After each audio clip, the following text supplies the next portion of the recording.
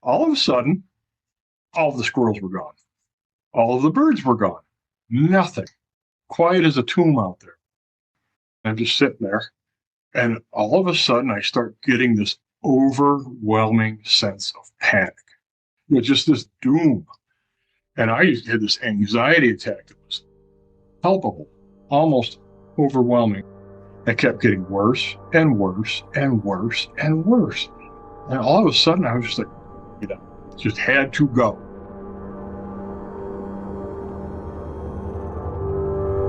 They claim that our eyes will just be created a slightly different from what they are. We talk these things are not normal.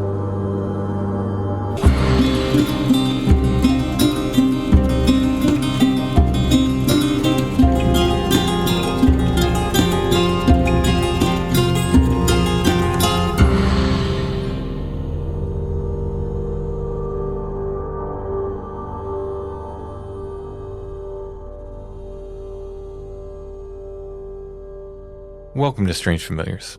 How you doing tonight, Allison? Doing well. I don't know how many people noticed, but there's a video version of the show now. It is not, as I promised, Joe Rogan-esque. It's not talking heads. It's not Zoom windows. It's, like I said, just kind of something for people to chill out to, and if they want to watch, they can watch. And if not, they can listen like always. The sound is not going to change. I edit the audio like I always have. So the sound of Strange Familiars is the same. We've just added sort of a video option. You can see that on Spotify. They deliver video podcasts now. Or over on YouTube. And of course, our Patreon patrons get to see it as well. Different options where to view the video version of the show. Have a new animated intro. That was pretty neat. Still learning. It's going to be a bit of a learning curve for me getting video together, but we're going with it. And speaking of the video, one of the things that's helping us do that is the GoFundMe. And I want to thank everyone who's donated so far. Thank you so much. It's a huge help. You're really getting us on the way with this new tech we need. And again, I understand times are uncertain at best, so please, only if you can, head on over to the GoFundMe. If you can afford to help us out, please do. If you can't, don't worry. If we don't get this new tech, the show's going to go on. We will continue as before. It's just this new tech will help us get to do some of these new things we want to do, like videos and live streams and things like that. So the GoFundMe link is in the show notes, and we did a couple posts about it at strangefamiliars.com and over on Instagram and Facebook and elsewhere. So you should be able to find the link. And once again, thanks to everybody who's donated to that. While we're announcing things, we'll mention Chad's sewing thing once more.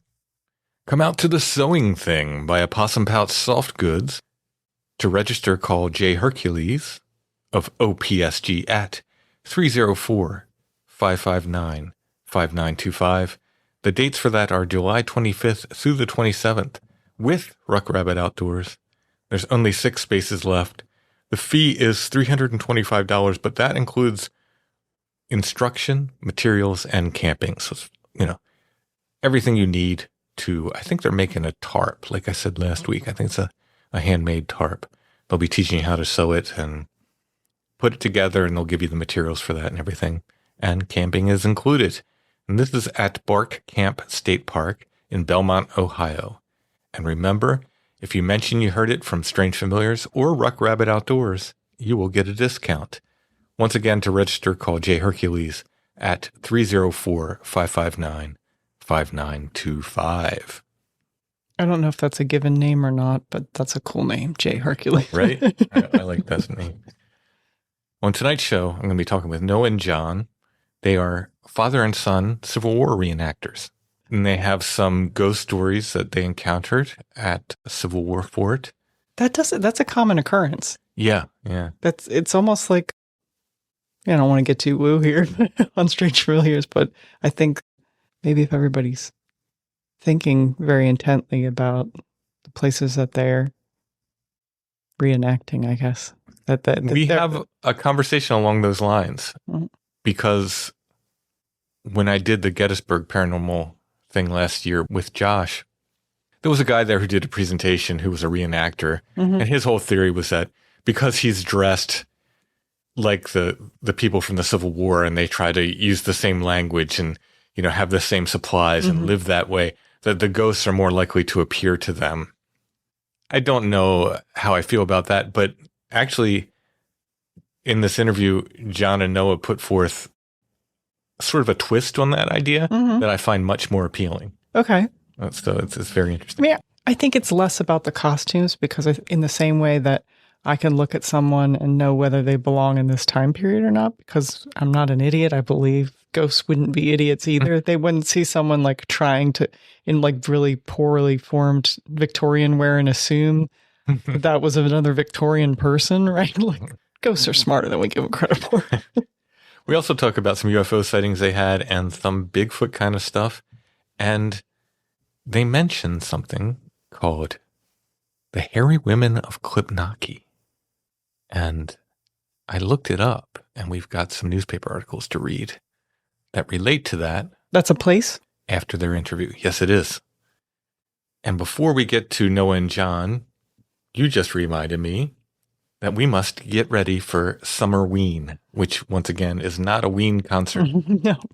in the warm season. This is an event at State Theater Vintage. It's Halloween in the summer. I'm going to let you talk about everything that's going to be there.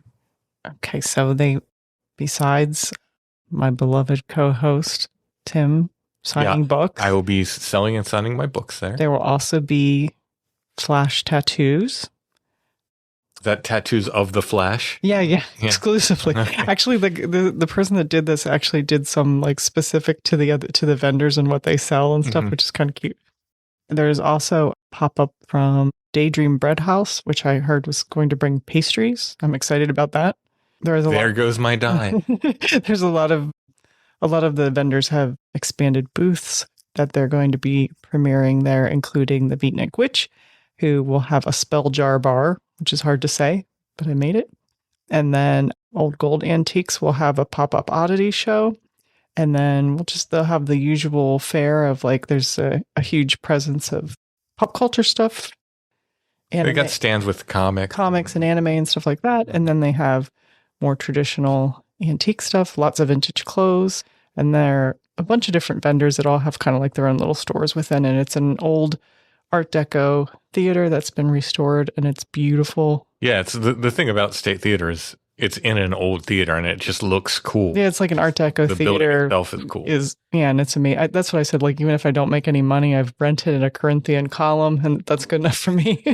I've made worse mistakes money-wise. In Columbia, Pennsylvania. Yeah, and then there's also going to be a raffle for the Columbia Animal Shelter to help the kitties there. So sounds good.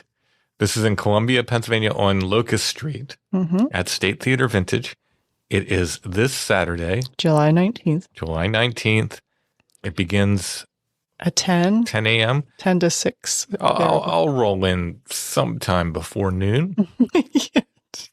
But you will be there by noon. I will make sure you will be there by noon. Yeah. I don't do single digit AM numbers. I know. No, I will be there by noon. Absolutely. And I'll be selling and signing books and stop by, see me, get your book signed, buy a book. I think they said you'll be near the pastries. So there you go. Yeah. Like I said, there goes my diet. All the book money I'll be spending on pastry. No, please stop by. Love seeing people, and Columbia's a neat town, and you get to see Allison's Antique stand in State Theater Vintage as well. So that is this Saturday, the 19th, starting at 10 a.m. I'll be there from noon till at least 3. If people are still hanging out after that, I'll stay later. Alrighty. Oh yeah, and lots of Halloween themed things. That's the main thrust of it. The main thrust of it is that it's Halloween in the summertime. Like people have Christmas in July, but let's get ready for Halloween. Yeah. Even though the craft stores already have their Halloween stuff. Yeah. All right, let's go ahead and talk to Noah and John.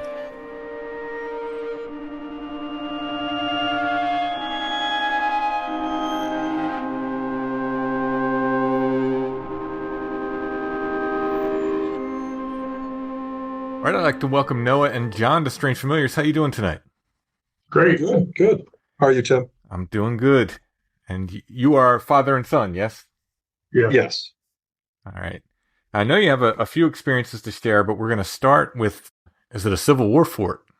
Yeah, it's a fort that was built originally during the French and Indian War up on the Great Lake Ontario, and then was just in military service pretty much all the way up until World War II. Oh, okay. We were there specifically for a Civil War reenactment. Gotcha. Okay. Yeah, if you just want to walk us right into the story, about when did this happen? Yeah, 2011. Okay. April, like mid-April 2011, early April. The reenactment was a kickoff to the 150th anniversary year of the Civil War. And our unit, that fort, we kind of used as like our training grounds. No real historical significance for our reenactment unit. It was just a place we liked to go and train at. So we set it up there. I'll put that in quotes because it wasn't a true reenactment of the attack on Fort Sumter, but that's kind of, it was the anniversary weekend to kick off the year, the 150th anniversary year. So it's right up in Oswego, New York, right on Lake Ontario, the Fort Ontario. Springtime, Western New York, cold, rainy, gross. Yeah. Oswego is uniquely miserable in the wintertime and springtime in Western New York. It's just brutal. So instead of encamping on the parade grounds out on the open, they put all the Union reenactors down in what's called casemates, which are kind of down below the walls of the fort. When you look at a wall on a Fort, Tim, you'll see the little slits that they fire muskets through, or they'll have portholes for the guns. That is like a whole tunnel that runs underneath the wall, and that's where they kept us that night because the weather was terrible. It was down in the low 30s, driving wind, driving rain.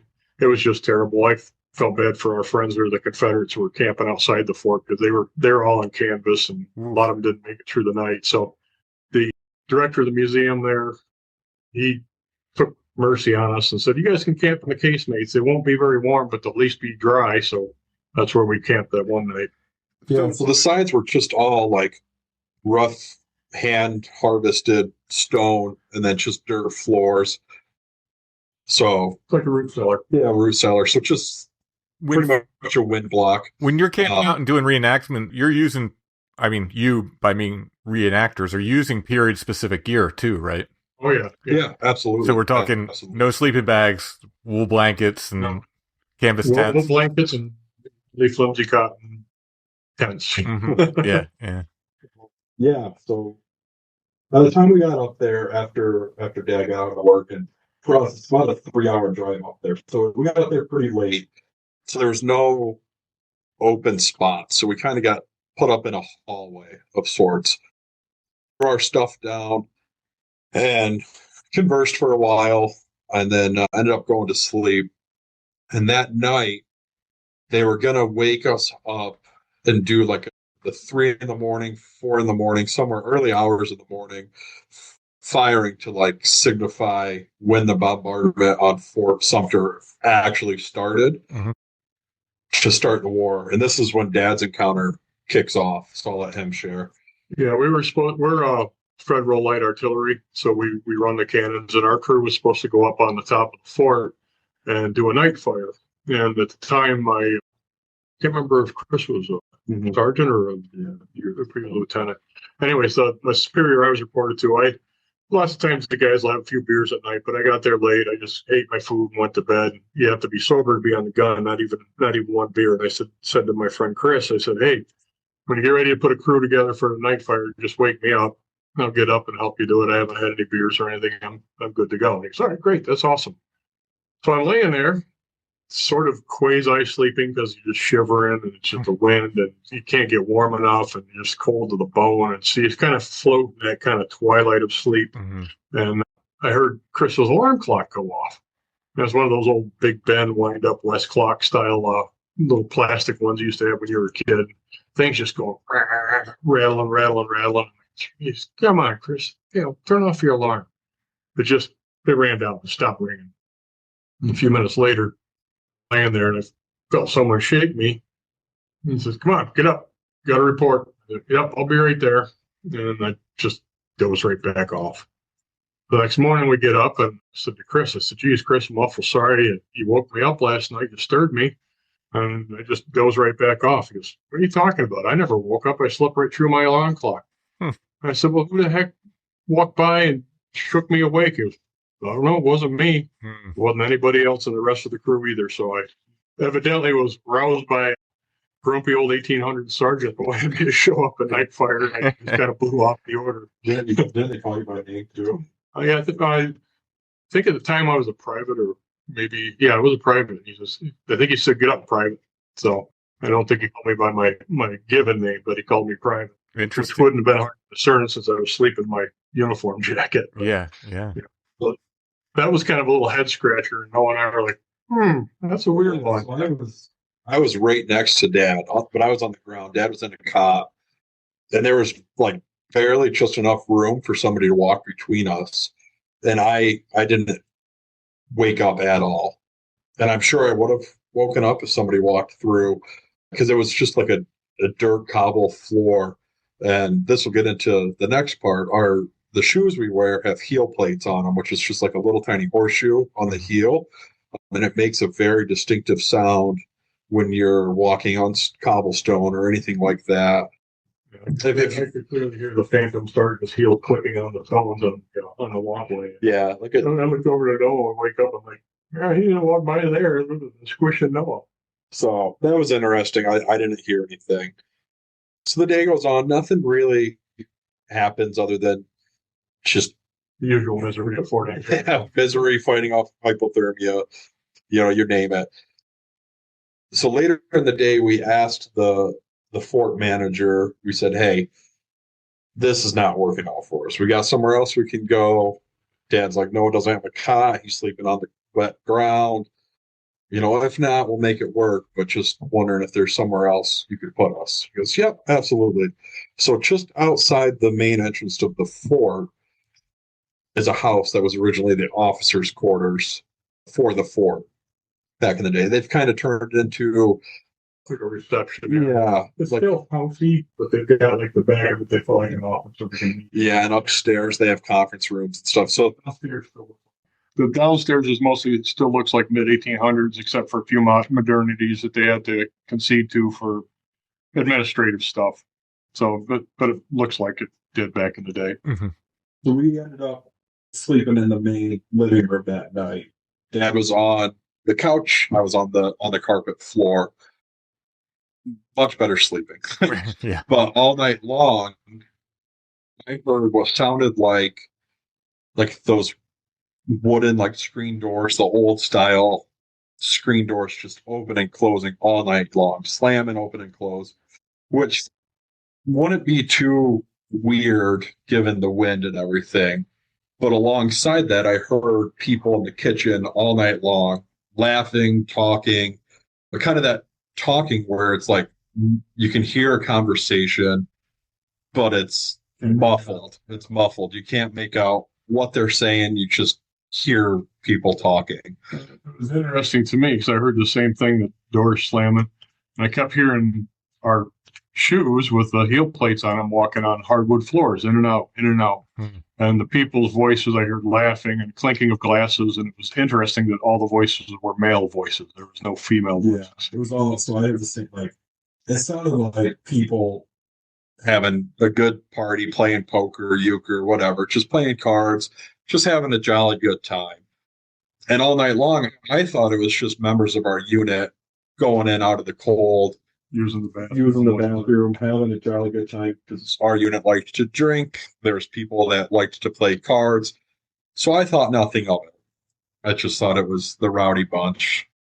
And then in the morning time, I woke up earlier than Dad, and I was just kind of walking around, checking the house out, looking at the art, stuff like that. And I went into the kitchen where the noise was coming from, expecting to see what looked like a frat party was in there. Nothing had been moved. There was no glasses anywhere. No chairs had been pulled out. There's no empty bottles and cans.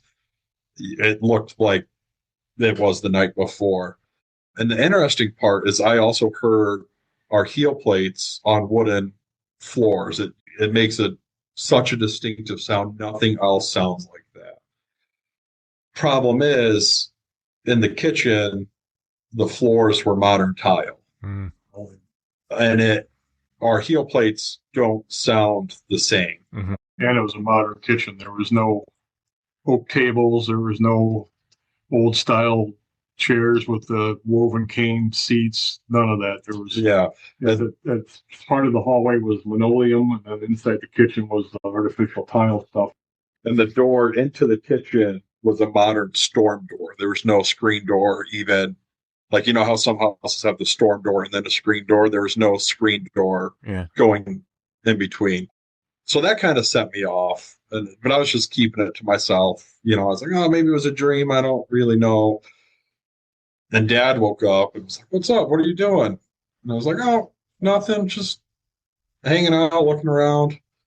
He's like, yeah? I was like, yeah, I thought people were in here last night. He goes, oh, you heard that too. So then we kind of validated each other and our experience and kind of shared. We're like, man, that was all night long. Like, shared the same thoughts. So then later we went and talked to the manager again. And he's like, hey, how was it last night? And we're like, oh, it was better except for the racket. He's like, what are you talking about? Nobody else was supposed to be in there. Like, you guys, exclusive access. Like, what's up? And we're like, is this place haunted? And he goes, well, what makes you think that? So we told him the two encounters. He's like, oh, yeah, no, those are every day. Like, that's commonplace. Interesting. He goes, that officer's quarter, that's a new one for me, but we don't have people spend the night there. Mm-hmm. He goes, but I didn't want to lead you on and have you fabricate a story for validation. I wanted you to tell me what you heard before I said anything. Yeah. Oh, this place is haunted. He's like, don't make a big deal out of it. Yeah, he just kind of shrugged his shoulders and walked away. And one thing I want to add that I kind of just pieced together myself since emailing you is I kind of grew up going to that fort. I started reenacting when I was 6 years old with this battery. How young? 6. Wow. Yeah. I've been doing it for a long time. Over 20 years, I've been doing it. You know how to fire a cannon before you can pick up a musket. So, wow. But when I was young, not only at this fort, but at other places, but specifically at this fort, when we were there, I'd run around the fort, but I would refuse to go into the casemates because they scared me because I thought they were haunted. I was like, oh, they're haunted. And everyone's like, no, like, there's no actual, like, battle, death here. Like, they're not haunted. But I was like, no, I got that vibe. It's happened at other places, like when I was younger, behind ambulances, I wouldn't like because I knew people died in the ambulance, and at other places where I would get creeped. So I just pieced that together. Like, oh, I wouldn't want to go on the casemates because I thought they were haunted, and here they are. 10 years down the line, I'm sleeping in the casemates and they're haunted. It was just kind of one of those weird things that in life that I've noticed. I talked to a guy actually saw a presentation he did at a paranormal thing in Gettysburg last year. He was a reenactor, and he had this theory that he gets more encounters as a reenactor because the spirits are more comfortable because he looks more like the people of the time, and he tries to use dialogue of the time and so forth. Interesting concept. How do you guys feel about that? Yeah, I think that's valid. That could be valid, especially like going to spots, like hot spots, right? Like places where battles happened or field hospitals happened. And a lot of times as reenactors, we're going to those spots to reenact. We're not going there to just hang out in our wool uniforms on a sunny day in Gettysburg to catch a hamburger. So you have that energy of the sights, the sounds, the drum rolls of, rallying around the flag and all the guns going off. And, I've heard paranormal people tie spirits to sulfur, and there's sulfur and gunpowder. And at these big events, that's all you're shooting 50 guns for 5 hours. It's going to smell nothing like sulfur. So I think there could be something to that. This is the only haunting I've had that just happens to be a Civil War haunting. To your point, I don't have much. I think there's some validity to that because I haven't been in the hobby for 26 years or so now. I had the opportunity to talk to a lot of guys. So a lot of them were on the old Gettysburg movie that was really big, and a lot of them have allegorical stories because a lot of it was filmed on the site of having ghostly interactions, right in broad daylight. People coming up and talking to them that were in uniform, and then they turn around and they're gone. So there's a lot of things like that. I do think that as a reenactor myself and a history nut in general, I also did 30 years fighting in medieval armor. So history is my thing. And I think there's a certain, some sort of component to people like myself who we always kind of feel a little bit out of time and place where we're at in this life. And I think where you have that longing, the romantic longing in your head of how things might have been, or you wish it would have been like this, or I would have liked to have done that, or it must have been so cool, or I just love the history, and all that drama. And I think that almost in a way, it kind of leaves you open or sympathetic to leftovers from that time. And I think if there's going to be a propensity for spirits to cross, or as I like to think about them as residual hauntings, where it's basically like a recording haunt, I think that there's a certain fragileness to those moments. And I think that the shockingness of like a car running through a whole column of troops marching across the street that are ghostly, that kind of scatters it. It breaks the loop. Whereas if you got a bunch of guys hanging out by a campfire or leaning on a musket doing guard duty, and you have a weird ghostly encounter, it doesn't break that continuity. You know, I think there might be something to it. It's a lot more complicated than I got time to ponder right now. But I think, I like the way you put it better. I think it's maybe as much. I mean, who knows, right? In the end, who knows? But maybe it's as much, like you said, it like you're in a position of sort of openness by being sort of locked and sort of in harmony with the history, you know, and trying to experience it in some little way. Yeah. I think that, like, to me, that feels more valid than just saying, oh, the spirits recognize the uniform or whatever, you know, which may be the case too. I'm not, I don't know, but to me, that idea like has a resonance that seems. Well, if you think of all the paranormal stuff, every time there is some sort of paranormal event, whether it be seeing a Bigfoot, seeing an orb, seeing UFOs, ghosts, poltergeists, there always seems to be almost like a barometric shift in the sphere that you're working in. And I think that if you're going into that place as a historian, or whatever level you are, I can't sit here and tell you this guy did that in this battle and that didn't move here, but I can tell you everything you want to know about the 3-inch ordnance rifle. So I think if you're in that place with that mindset, trying to experience what you can get out of it for history, I think that if that barometric shift is going to happen and you're stuck in it, I think you're much more likely to become a part of it almost. Yeah. I like that. So, you know, slightly variant from what the guy was saying, but I feel like that holds more weight for me. I like that idea for sure. So yeah, and when you're at the events too, like you're immersing yourself. We're not sitting on our phones. We're not, talking modern day stuff. You know, we're not watching the news or anything like that.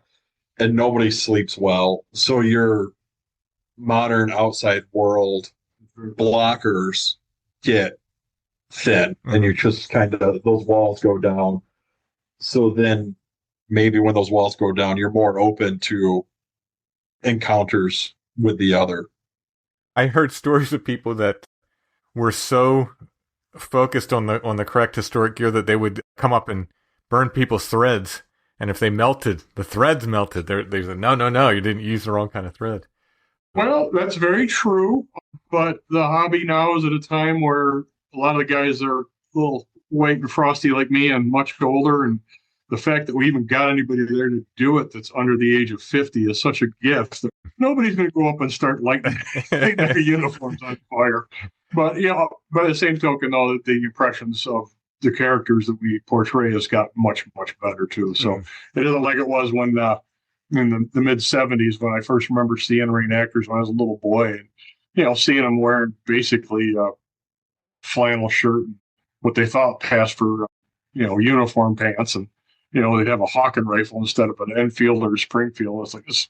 So the visual impression to the crowd, to average spectators, it's very, very sharp. Yeah. So but you're not too far off. There are still people who are very deep into their impressions and who try to reenact every tiny little millisquidget of misery that they can get out of the experience. and those guys are great. I love them. They transcend a bunch of guys who want to have a hobby. They actually become living historians. A lot of them are 501c3 educational institutions like ours is. A lot of them work for National Park Service. Our unit goes down to National Park Service in Gettysburg a couple times a year and works with them and does demonstrations. So on the whole, I know they like the old insurance commercial where they picked on reenactors and they had the caveman spokesman show up and he's got Crocs on and he orders a pizza at Fireside. And there's still some of that, but when it's business hours, when it's open to the public, the guys and the ladies who are involved try very hard to honor that history of our forefathers quite sincerely. I spent a summer on, they called it the Steam into History train. I was supposed to be Civil War era, and I was dressed as a civilian, but I was a banjo player. And the first week or two, I showed up with a accurate to Civil War era banjo, and I looked around and I realized everyone else did not care. the other people reenacting were wearing like overalls and just like you said flannel shirts and stuff, and I was like, why am I killing myself? So I moved up to a turn of the century banjo, which is much easier to play, much easier to keep in tune than the clubs that they had in the Civil War. That's the same kind of idea why I decided to leave the lead soldered canteens behind. It's like I don't want to be so authentic. I don't want to be drinking out of a canteen. Yeah. I'll leave the dysentery in the 1800s. There you go. All right. Well, we got some other experiences too, huh? Yeah. So I'll jump into one. This was a weird one.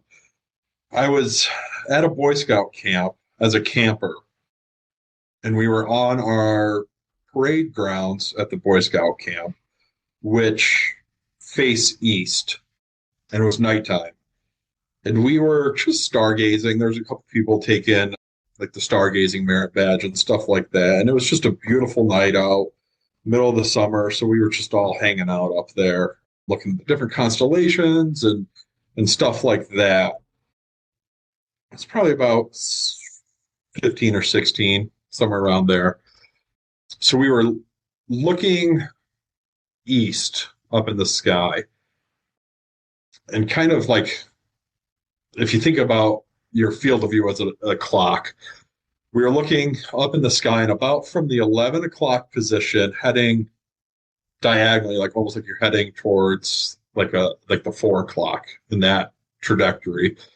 Way up in the sky comes just a white light about reference size of the stars that we're seeing.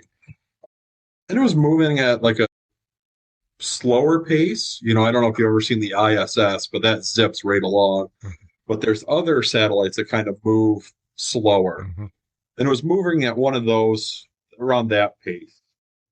Just thought it was a satellite. Oh, that's kind of cool. Like, one of us asked if it was the ISS.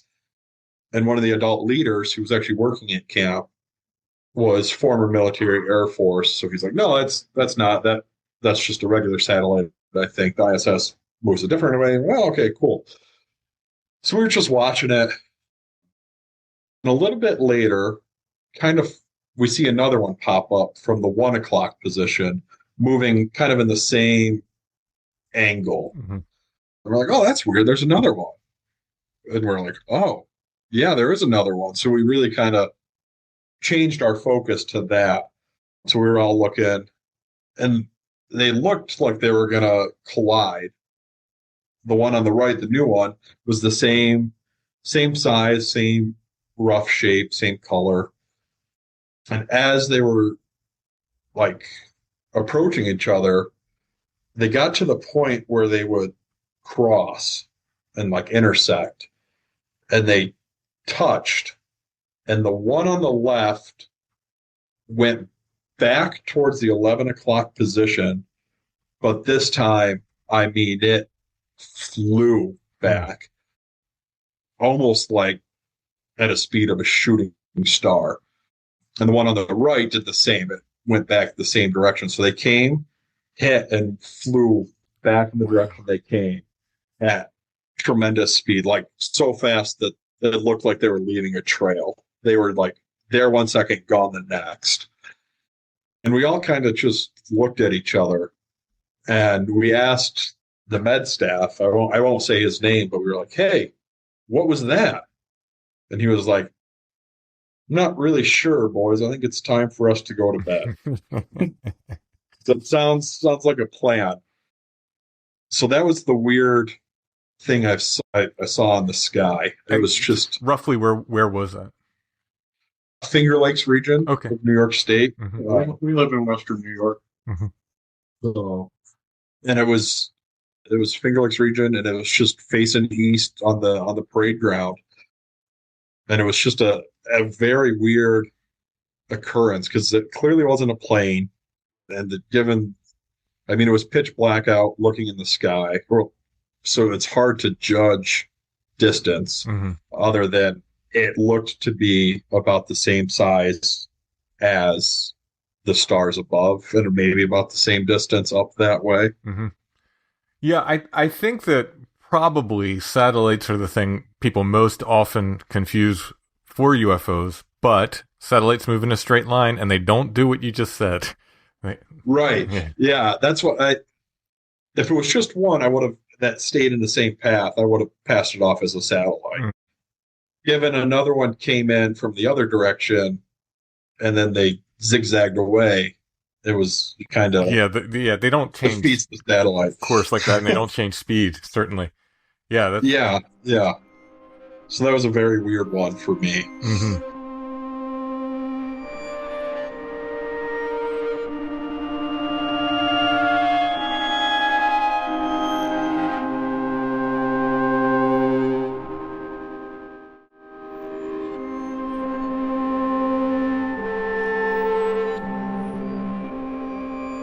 Strange Familiars is brought to you by our patrons. Thank you so much, patrons. Thank you for all your help. We could not make Strange Familiars without you. If you like Strange Familiars and you'd like to get extra content and help us make the show at the same time, you can become a patron at Patreon. It's patreon.com/strangefamiliars. Our patrons get commercial-free versions of the weekly shows, plus extra episodes every month. We do at least one, sometimes we do more, exclusive episodes for our patrons. Our Patreon patrons also get to participate in an ongoing paranormal experiment that has recently kicked off. Both we and our patrons are having some interesting synchronicity and results from that, but it's not too late to join. You can join that at any time if you're a patron at Patreon. Once again, go to patreon.com/strangefamiliars. There's also an option on Apple Podcasts. The program is called Patron of the Strange there. And our Apple Podcast subscribers also get the commercial-free shows weekly and the bonus episodes monthly. Likewise, very soon, we will be starting an option for YouTube memberships. So make sure to join the Strange Familiars channel at YouTube in the meantime. And as soon as we activate memberships, you can join there as well, where you will also get the bonus episodes monthly. And we will probably be doing live streams and such via YouTube as well. Once again, thanks to all of our patrons, no matter where they're signed up.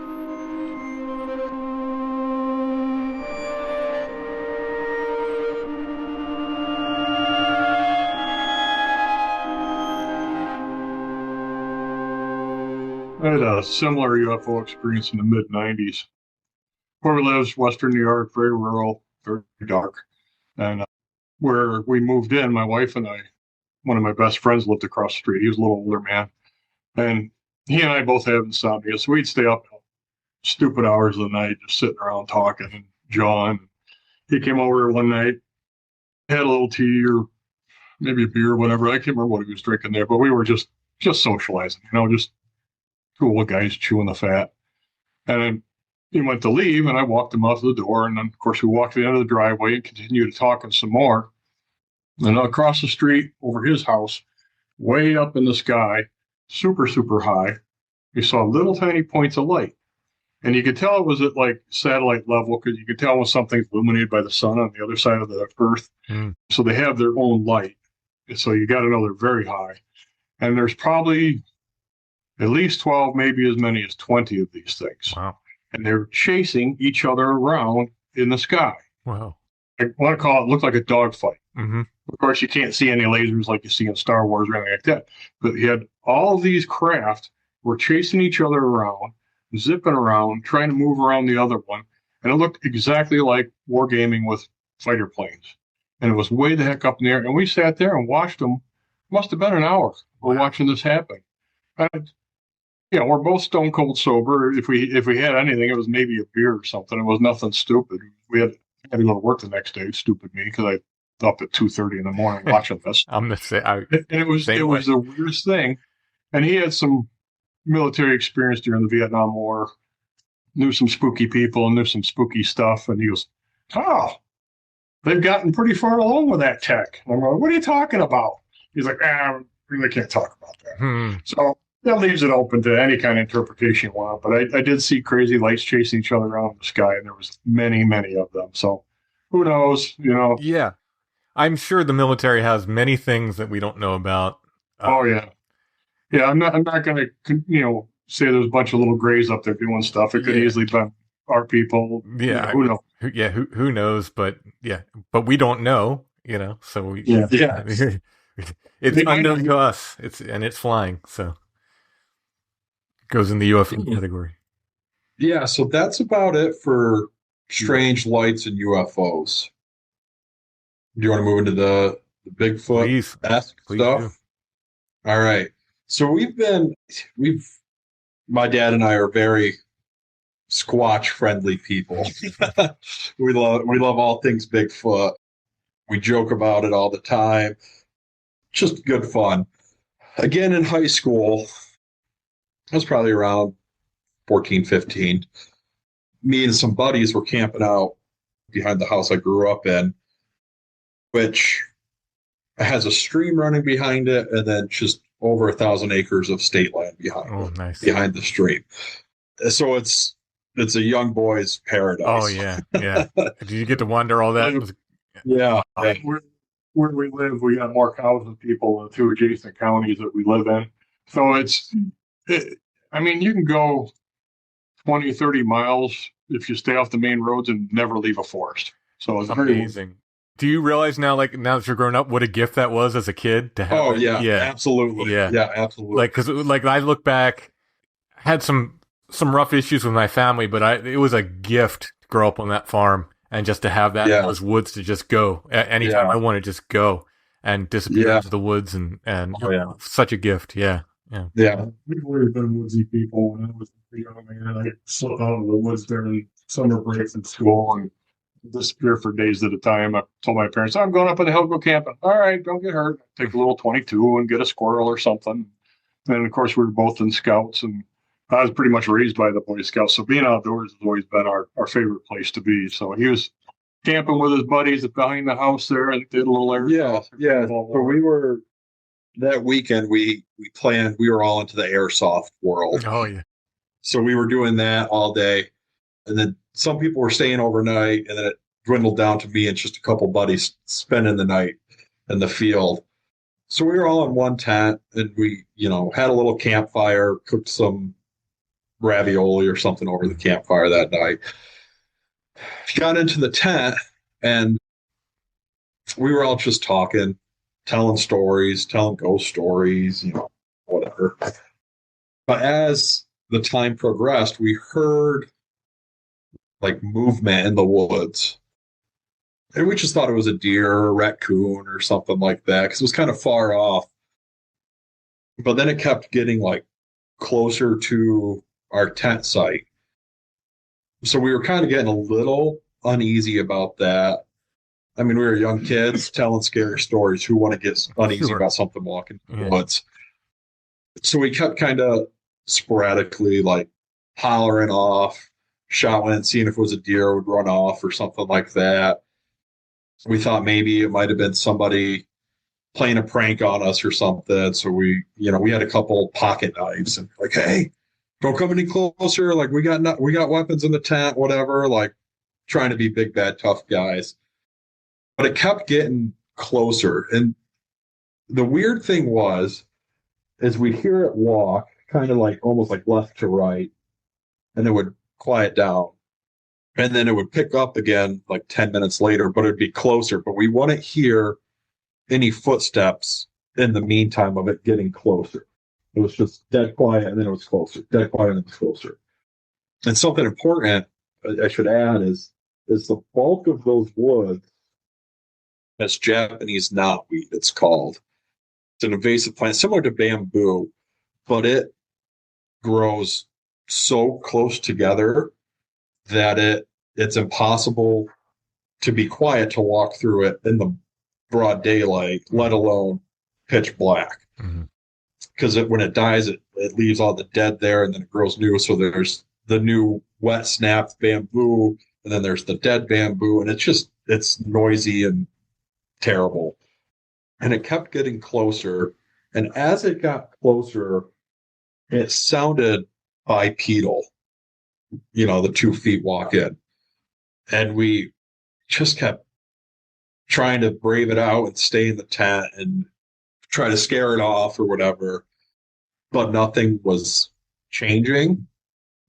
And it sounded like it kept getting closer, and it sounded like it was on the edge of the woods / bamboo, about to break into the field. And this had been going on maybe 30 minutes or 35 minutes or so. And as it got to that point where it sounded like it was going to break through walk into the field, where me and my 5 buddies said, we can't deal with it anymore. So we all busted out of the tent. And of course, the door to the tent faced the woods. So we ripped it open and just, slipped our shoes on and just hauled tail, the 50 yards up to the house or whatever. Mom and, a couple of my friends called their parents to come pick them up, and mom and dad, oh, what's wrong? And we're like, oh, it's just cold and, allergies and, playing it off. But then later down the line, I was talking to dad about it. It's like, that was something weird. He's like, he thought I was messing with him. Yeah. Later down, I was like, hey, remember when we had that? He goes, yeah. Did you come down into the woods and like mess with us or anything like that? No, I was like, I don't know. Yeah, sleeping or something. I was like, because it sounded like you were down there walking through the woods, messing with us. It's like, no, I was leaving you guys alone. Like, go have your fun. That was that. We didn't see anything, but it sounded scary. Yeah. So later on, this was actually just a couple of years ago in my current house. So I moved about 50 minutes away from my parents, deeper into the woods. It's very rural out here where I live.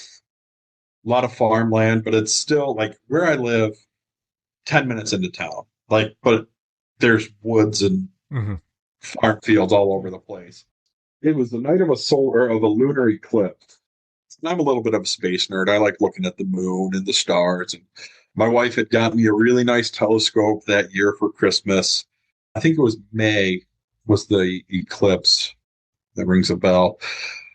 Anyways, I was staying up late. I had my phone hooked up to the telescope, was taking really good pictures. The way my dining room is set up, it's on the second story of the house, and we have 2 large windows that drop open, so I could really stick the telescope out. It was looking right at the moon. Perfect. I was just taking pictures. The peak part of the eclipse was at midnight. So I was staying up till midnight at least. And like a train whistle, at 12 o'clock sharp, from the fields behind the house, I heard and I wish I had a recording of it. It was a very loud, but not loud enough to echo off the hills, just super, super loud holler, I guess you could call it, scream. That was a mix of like human and animal at the same time. Just a loud, guttural yell that just blocked out any. There wasn't really too much ambient noise, but if there was, that yell blocked it out. And what I thought was interesting is around that, like when we moved into the house, every night we would have coyotes go off in the house. So much so we thought they were getting close to the house. We turned the back porch lights on and stuff like that. That night, there was no coyotes until that yell went off. That yell went off right at 12 o'clock. And as soon as, I mean, it went on for maybe 15, 20 seconds or so, long enough for me to be like, what the heck is that? I don't recognize what that is. And then as soon as it stopped, all the coyotes kicked off. That's interesting. Yeah. You know, as I said, I grew up in the Boy Scouts, grew up in the woods. I grew up hunting and hiking and just being an outdoors boy. I can kind of recognize call. You know, I'm no call expert, but you know a fox, or coyote, raccoon, whatever. This was not anything I have heard in person, and it was nor the volume of the sound of what I've heard in person. Like the closest, you hear it all the time. The closest, like loudness, I guess you could say, is I heard lions roar at a zoo before, but it didn't sound like a lion. It sounded like like just a wild man scream. And it, like I said, it went on for longer than I could yell at that volume. I mean, 20, 30 seconds or so, anywhere between 15 to 30 seconds. And it was just substantial. It went off and I was like, oh, yep, time to go to bed. Closed the window, locked the window, pulled the telescope in, went right into the bedroom and said, I'm going to deal with that tomorrow. That's my cue to go to bed for tonight. Did you ever hear it again? And it was just, no, never heard it again. Mm-hmm. And also, weird enough, we no longer have coyotes by our house. So I don't know if there's some weird tie to that, but it's just, I'll take it. I didn't like the coyotes next to my house. Yeah. They're fine, but yeah, they can be a nuisance for sure. Yeah, nor do I like whatever that yell was next to my house. And this area is kind of low-key known for stuff like that in a way. I've got several friends that have had encounters. A couple people, think they've seen one. And it's not uncommon. And I've kind of done a little research in the old microfiche libraries, and way back into the late 1800s, early 19 teens, there was papers that are now long out of business talked about the wild man or hairy man or some strange looking creature ran off with, Farmer Johnson's goat, things like that. So it's not uncommon here. I know a gentleman, he's recently passed away, who actually had an encounter 10 miles from my house and was 20 feet away from him.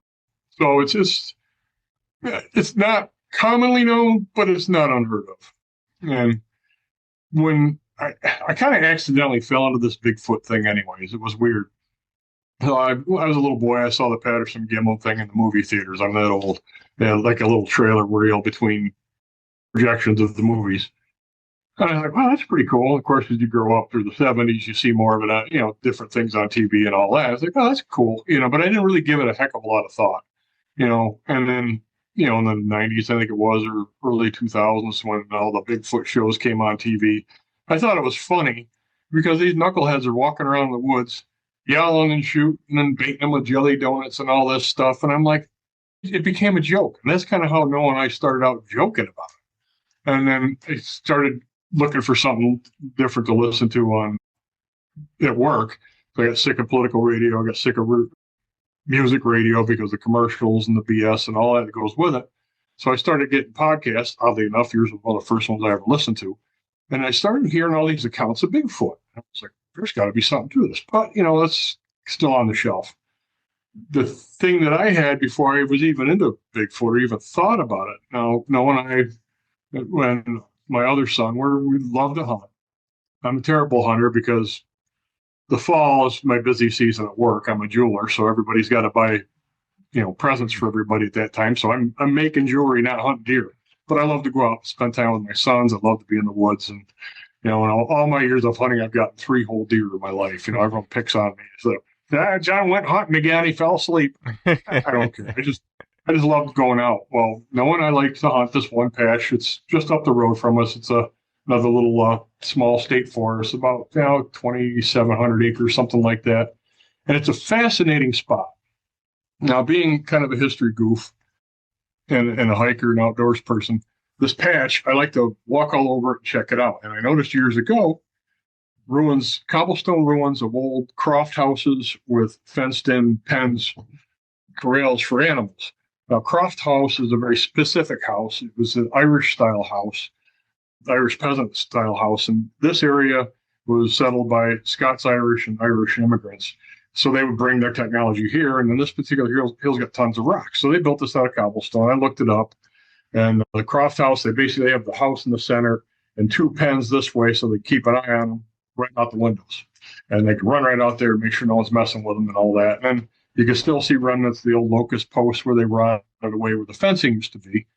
And I'm just sitting there, and it's cool because I'm in like the little crawl space what would have been in the house, but it makes like a cellar, something you and I would call it today. I'm sitting there waiting for deer, and it's fine. Nothing comes, but I love the area. The whole hill's covered with white oak and red oak, which are wonderful deer food.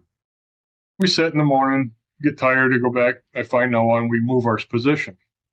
So we go about a mile up the road, and further up the road, I dropped him in one spot. I went up another spot up the road where there's the ruins of an old, like a logging trail. Again, on each side of this former road, there's piles of rocks that the farmers would stack there when they're doing their cropping. And I found a beautiful big oak tree, and I just leaned up against. I could sit right on the rocks so it wouldn't hurt my knees or anything like that. And I'm just in the beautiful open area. I got plenty of room to make a shot if a deer should come along. And squirrels are just everywhere. It's a white oak grove, and I'm just loving life. The history nerd in me is harkening back to the Celtic history and all what the oak groves mean and all that weird stuff, and having fun and just enjoying myself. And all of a sudden, all of the squirrels were gone. All of the birds were gone. Nothing. Quiet as a tomb out there. I was like, come on, I'm hardly even moving. I didn't scare nothing away. What's that all about? And this time I didn't know anything about the Bigfoot war. It was still a joke. I'm just sitting there. And all of a sudden I start getting this overwhelming sense of panic. Like this just like, oh my God, something's going to happen. Skylab's going to fall. The sky and hit me. Just this doom. And I'm a laid back guy. I don't have nervous disorders. I don't have any mood control problems. If I'm breathing, I'm fine. Mm-hmm. Just chill, just happy to be there. And I had this anxiety attack that was palpable, almost overwhelming. And I'm like, you're just freaking yourself out, John. I said a little mental prayer for calm, and please God, calm my spirit, whatever it is. Well, just trying to take control of it without messing up my good hunting spot. It kept getting worse and worse and worse and worse.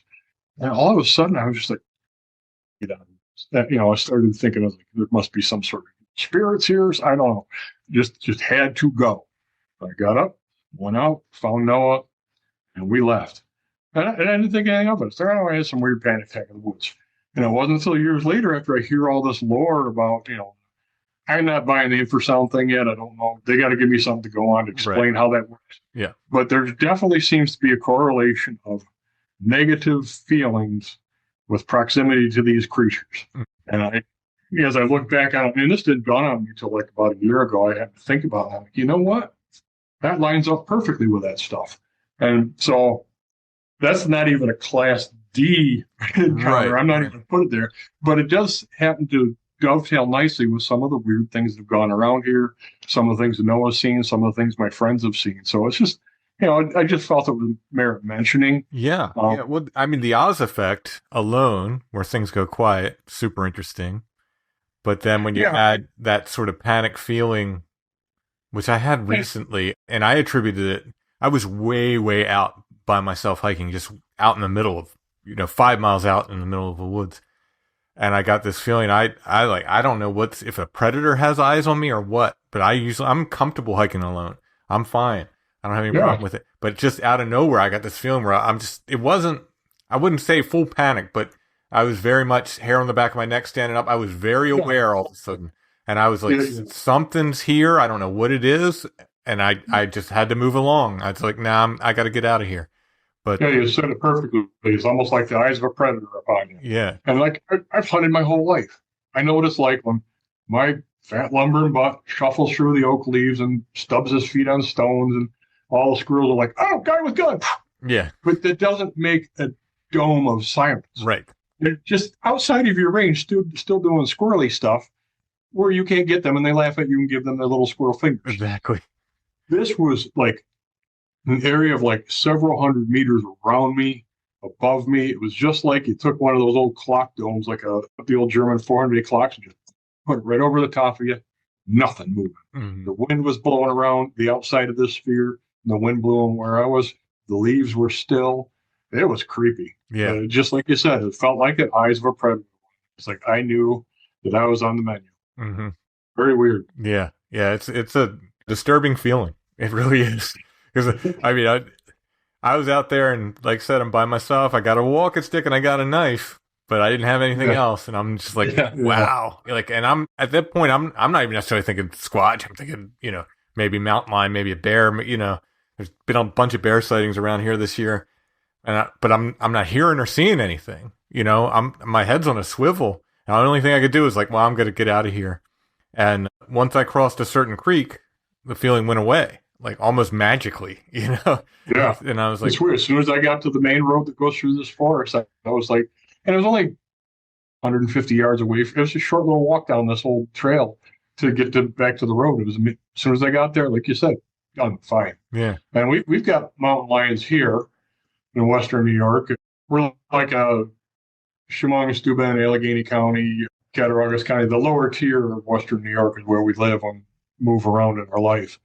And they say, we haven't got mountain lions in New York State. Well, 3 times in my life, I've physically watched them. Mm-hmm. Seen them 3 times. And one time I watched it for about 20 minutes with my father when he was still with us. And we were out hunting woodchucks, and I watched the thing jump around the hedgerow catching mice.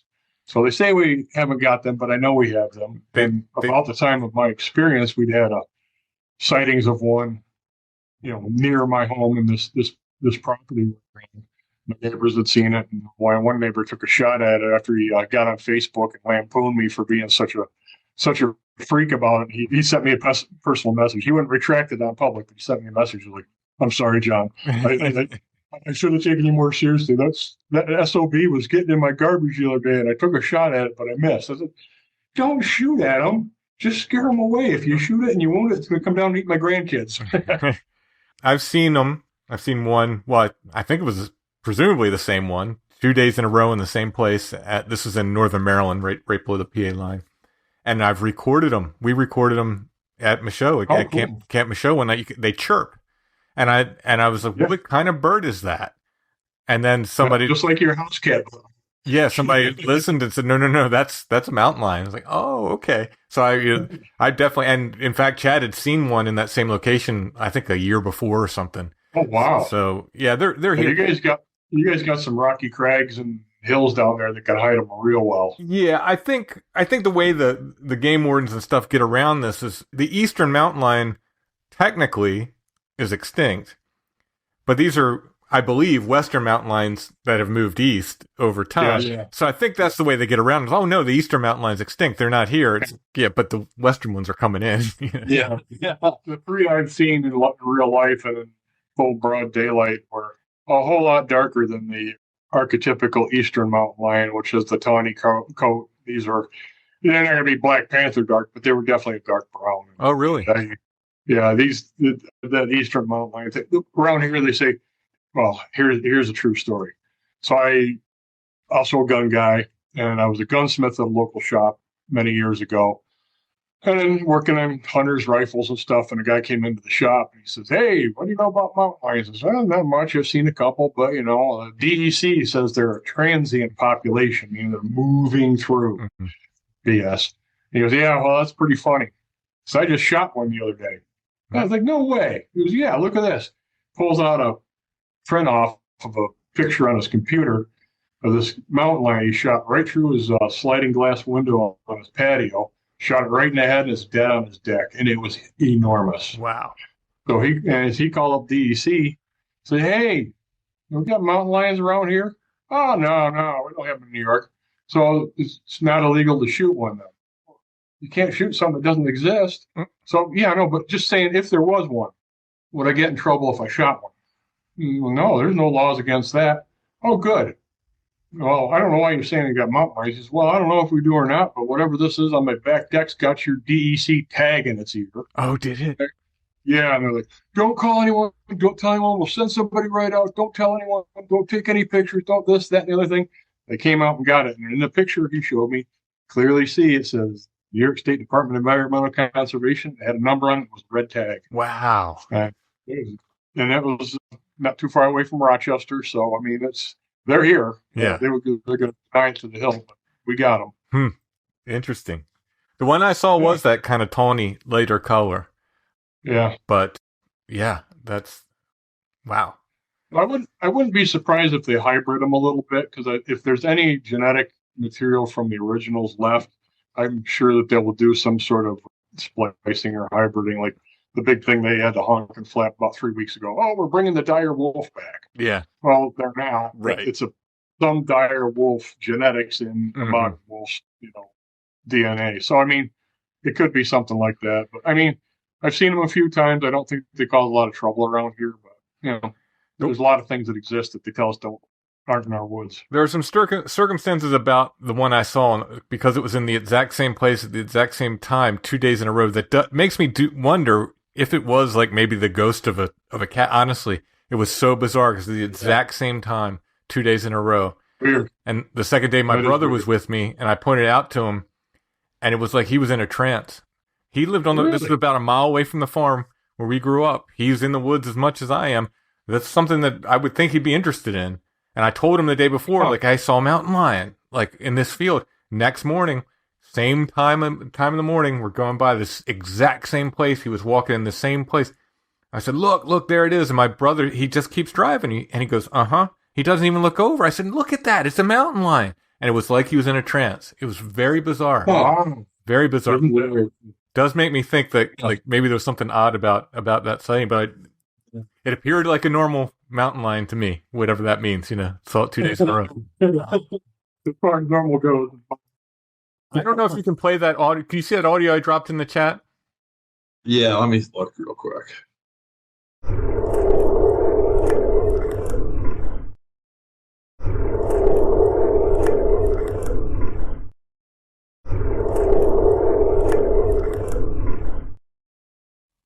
Yeah, that's kind of close. That recording almost like maybe it's just the way this went through on the computer. That one sounded like muffled a little bit. Mm-hmm. Kind of close, a lot louder and like more human. Like it was weird because when you said lion, that's what came up. That was recorded in Indiana, and that was going off for about probably 10 minutes or more. And that's just one of them. I caught it was just going again and again and again. And I recorded. Now we were being given a tour at the time, so we're talking over a lot of it. So that I caught a couple clean ones though, and that was one of them. But that, like I said, that was about 10 minutes, and we were just like, "What is that?" Yeah, I'm glad the one I have heard didn't go on for 10 minutes. It would have been a different story. Yeah, it's weird because I also listened to Wes's show. It's on Sasquatch Chronicles, and even his recordings haven't really pinned the sound I heard. Mm-hmm. It was just really like, to use your term, wild man.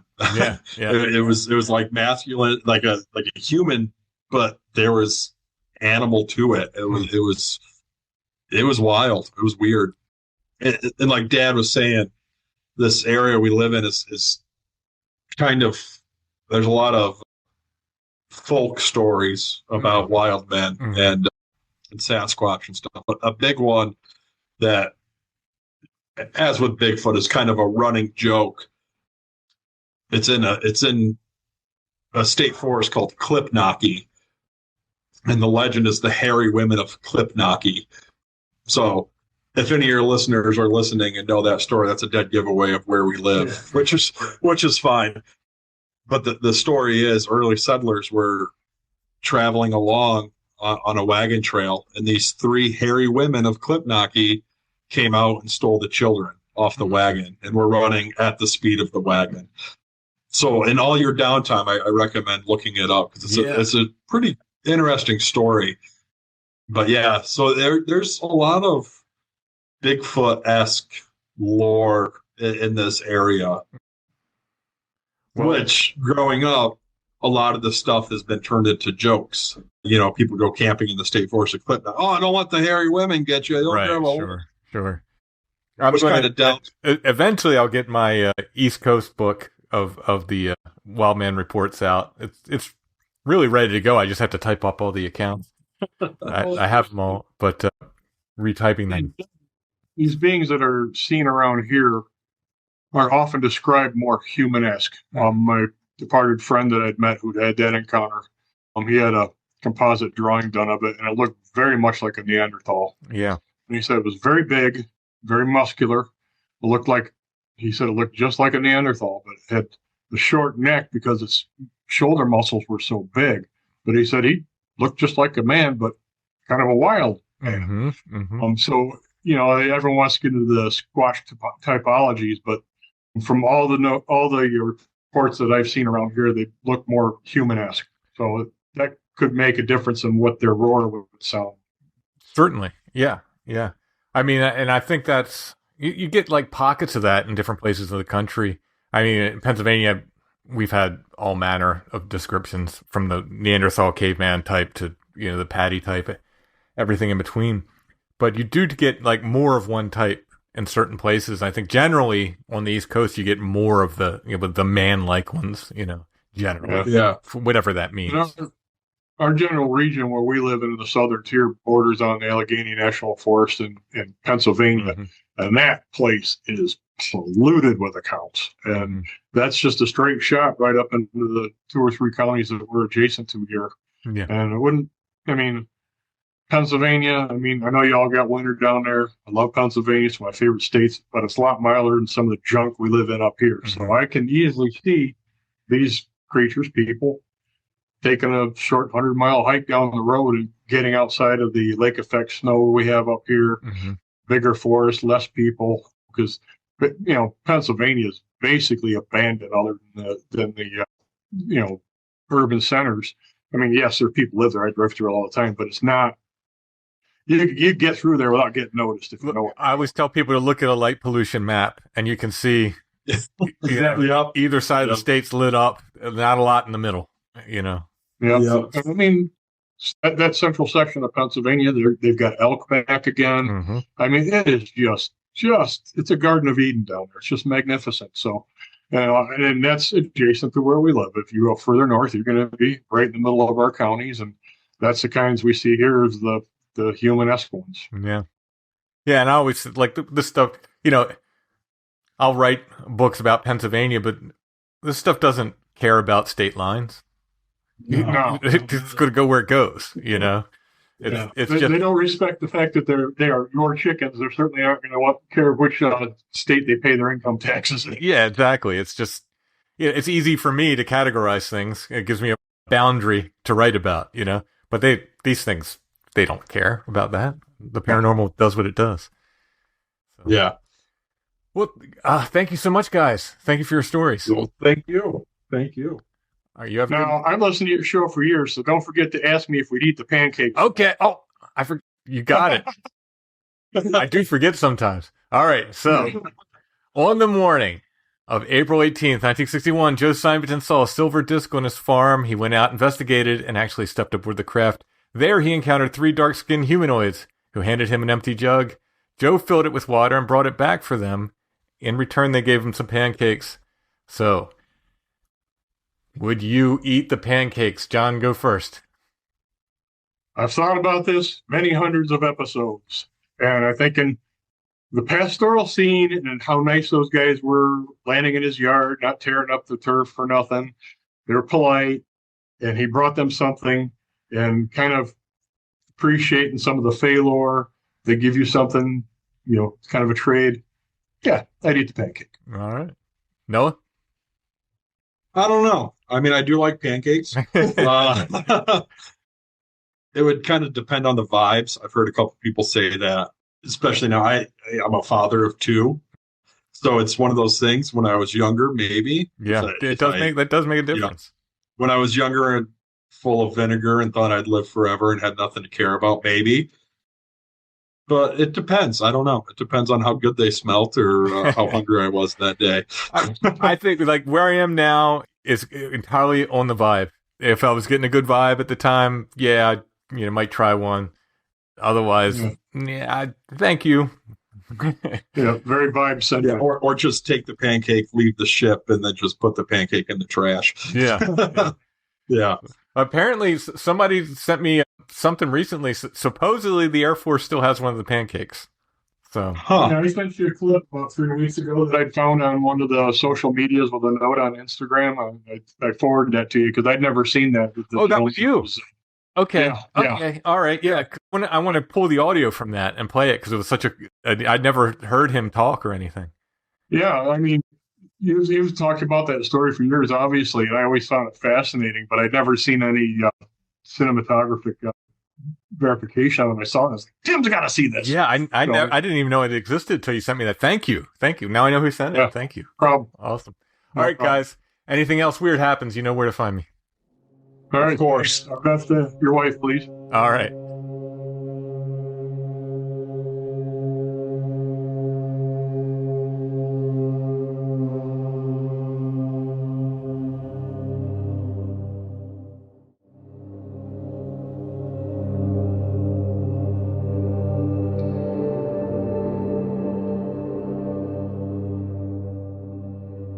So they made reference to the hairy women of Klipnaki in the interview. Just casually dropped a clip. Well, we were talking about Bigfoot stuff, and they said, they live nearby this thing, and, they said that there's this legend of the hairy women of Klipnaki. And I looked it up, and there's all kinds of different legends about it. Where is this vaguely? What state? New York. It's New York State. It's but out west. That part of New York. The mountainy part of New York. Upstate, as it were. Yeah. Except I think it's closer to Pennsylvania. Is that still upstate when it's it's overstate? Just use upstate for anything that isn't New York City? Left state? New York City, I don't know. In any case, I looked it up, and there's all kinds of neat stories about like hunters in the woods, and these hairy women come and like steal their cap and run away with them. And they're like sort of, like playful stuff. Mm-hmm. And there's a legend about like how it started where these women, I forget if they were like children who were abandoned or something, but they went off to live in the woods by themselves, blah, blah, blah. But the initial sightings of whatever this was, and if you're thinking Bigfoot, so am I, happened in 1926. And the first report we have is from the Buffalo Courier Express. That's from Buffalo, New York, August 19th, 1926. Riddle me this. I have a theory about it. Okay. Could they just not be like feminist sirens? Go ahead and read away. Okay, sorry. This is from Hornell, I would assume, New York. Posse hunts animal.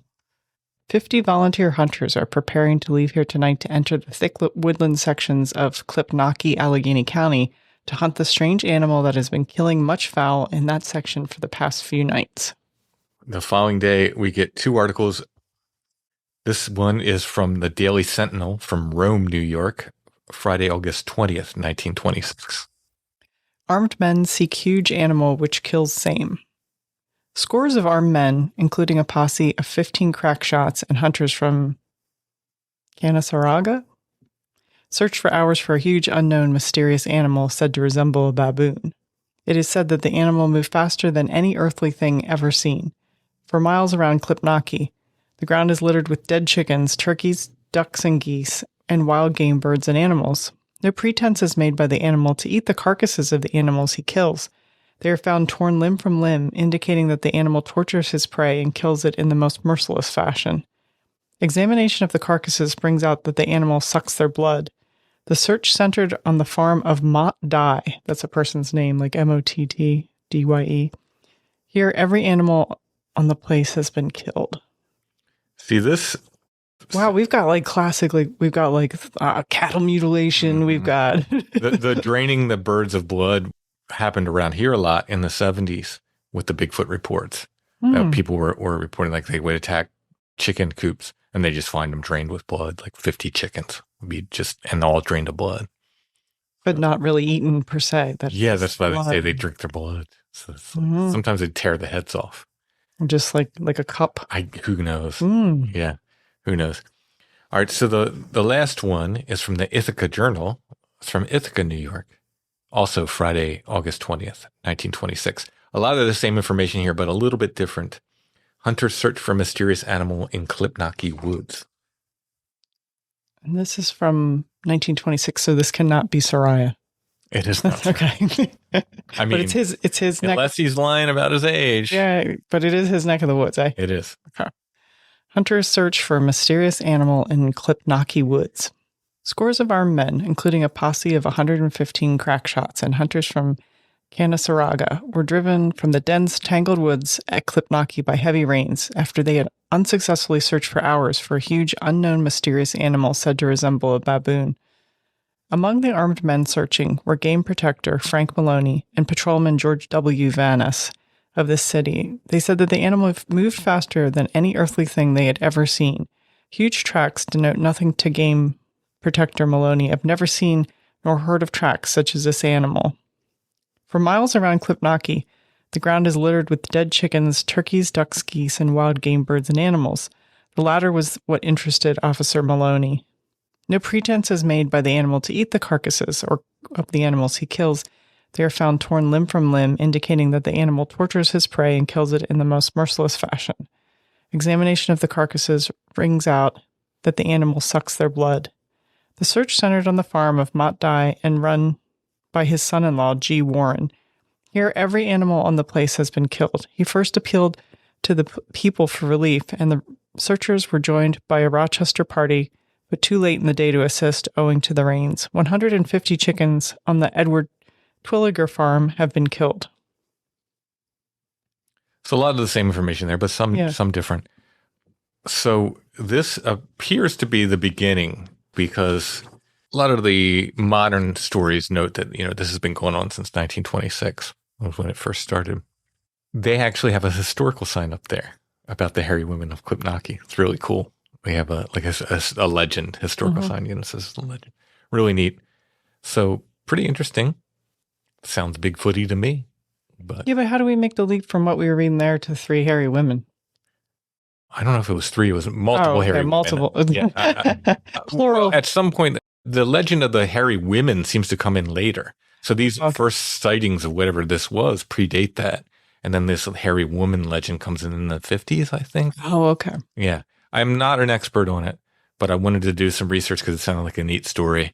So I dug up the early articles. Since there's a reference, I think on the historical sign, it says something since 1926 or something. So that gave me a place to start looking. Because if you just start looking at hairy women of Klipnaki, you're going to get all modern articles about it, which don't give you much information.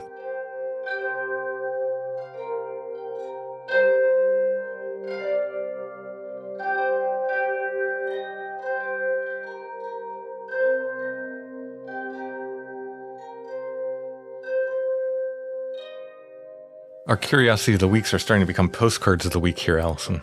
You need to step up the variety. Okay. Got another postcard this week. Yeah, this is interesting because this is a Puerto Rican postcard. Well, whatever it is, it's a big old pile of skulls and bones. Human skulls and bones. Cemetery Bone Pile, San Juan. Cemetery Bone Pile. Well, that's where it is. I like the way it's tinted, though. So it's a tinted photo postcard from San Juan, the old cemetery bone pile. That'll be our curiosity this week. Put an image of that in the show notes. If you click on that, it will take you to our Etsy shop where you can purchase that and other curiosities of the week, those that are left. While you're there, check out our other offerings. My books are there if you can't make it out to State Theater Vintage on Saturday for Summer Ween. You can always order from Etsy, and they will come signed. I sign them before we pack them up. Strange Familiars t-shirts, stickers, patches, and more are also in our Etsy shop. My artwork is there, prints and originals, including the artwork for tonight's episode. Allison has various bits of ephemera and more. Check it out at Etsy. Once again, our Etsy shop name is Lost Grave, but if you type in Strange Familiars, you'll see our stuff come up. There's also links to our Etsy shop in the show notes to every episode and at strangefamiliars.com. Alrighty, I believe that's it for this episode. Hope to see some folks out at State Theater Vintage on Saturday, and we'll be back soon with more Strange Familiars.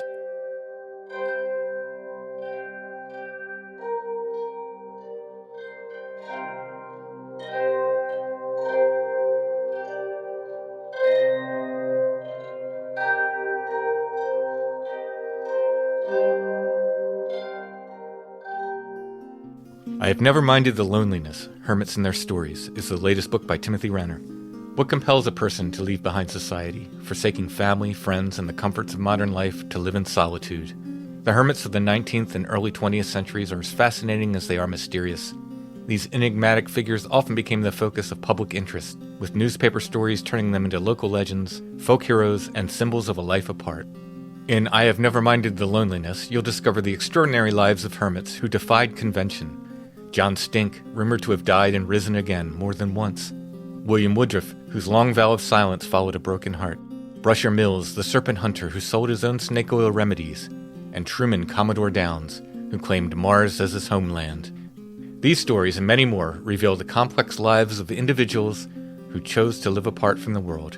I Have Never Minded the Loneliness is available now at Amazon.com or wherever you buy books.